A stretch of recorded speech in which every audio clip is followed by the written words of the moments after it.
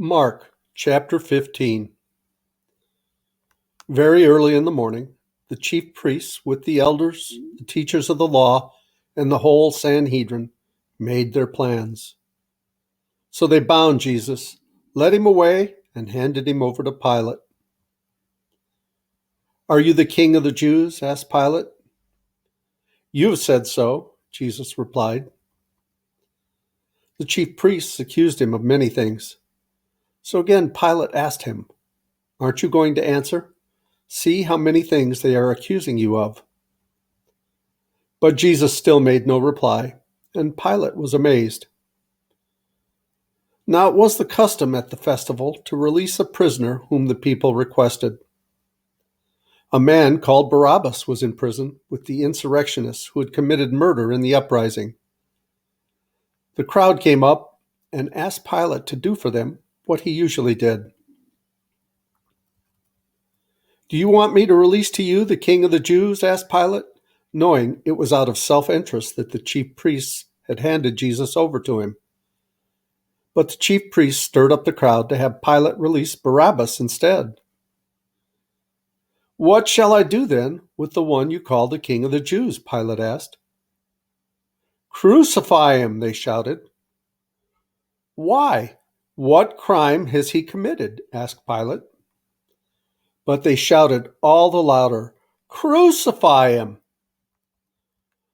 Wanting to satisfy the crowd, Pilate released Barabbas to them.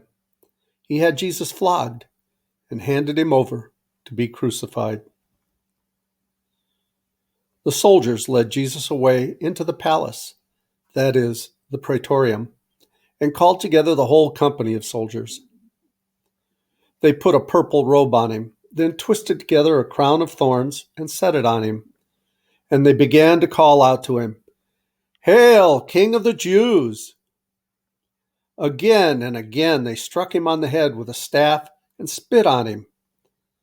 Falling on their knees, they paid homage to him. And when they had mocked him, they took off the purple robe and put his own clothes on him. Then they led him out to crucify him. A certain man from Cyrene, Simon, the father of Alexander and Rufus, was passing by on his way from the country, and they forced him to carry the cross. They brought Jesus to the place called Golgotha, which means the place of the skull. Then they offered him wine mixed with myrrh, but he did not take it. And they crucified him.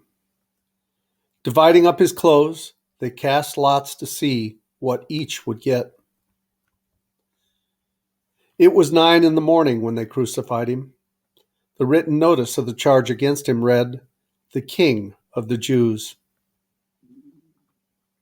They crucified 2 rebels with him, one on his right and one on his left. Those who passed by hurled insults at him, shaking their heads and saying, "So you, who are going to destroy the temple and build it in 3 days, come down from the cross and save yourself." In the same way, the chief priests and teachers of the law mocked him among themselves. "He saved others," they said, "but he can't save himself. Let this Messiah, this King of Israel, come down now from the cross, that we may see and believe." Those crucified with him also heaped insults on him. At noon, darkness came over the whole land until 3 p.m. And at 3 p.m, Jesus cried out in a loud voice, "Eloi, Eloi, lema sabachthani," which means, my God, why have you forsaken me?" When some of those standing near heard this, they said, "Listen, he's calling Elijah."